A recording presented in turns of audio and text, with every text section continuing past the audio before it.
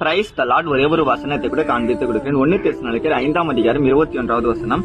நலமானதை பிடித்துக் கொள்ளுங்கள். இன்னைக்கு ஆண்டவர் நம்மள பார்த்து சொல்றாரு, மகனே மகளே, நலமான காரியத்தை நீங்க பிடிச்சு கொள்ளணும்னு சொல்லி நான் ஆசைப்படுறேன்னு சொல்லி இன்னைக்கு ஆண்டவர் நம்மள பார்த்து சொல்றாருங்க.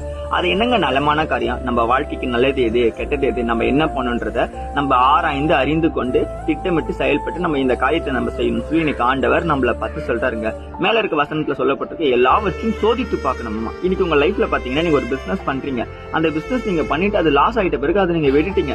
ஆனா ஏசப்பா சொல்றாரு, நீ ஒரு காரியத்தை பண்ணும்போது அது உங்களுக்கு கரெக்டா வருமா, அது கரெக்டா வராதா, நீ ஏன் செக் பண்ணாம விட்டுட்ட, நீ அவசரப்பட்டு ஏன் முடிவெடுக்கிற? ஒருவேளை இன்னைக்கு அது லாஸ்ட்ல போயிருந்தா கூட ஒரு 2 மாசம் கழிச்சு கூட அது நல்லா போயிருக்கும் மகனே மகளே, நீ ஏன் அதை விட்டுட்டேன்னு சொல்லி இன்னைக்கு ஆண்டவர் நம்மள பார்த்தாங்க சொல்றாரு. சில காரியங்கள் நம்ம லைஃப்ல எடுப்போம் தெரியுமா, சில முயற்சிகள், சில படிப்பின் காரியங்கள், வேலையின் காரியங்கள், தொழிலின் காரியங்கள், அது எல்லாமே நம்ம ஆராய்ந்து முடிவெடுத்து பர்ஃபெக்டா பண்ணோம்னா ஏசப்பா கிட்ட ஒப்பு கொடுத்து, ஏன்னா அவர் தான் ஆலோசனை கர்த்தர், அவர்கிட்ட ஒப்பு கொடுத்து நம்ம லைஃப்ல நம்ம செய்யும் போது நிச்சயமா அது நல்லா வருங்க.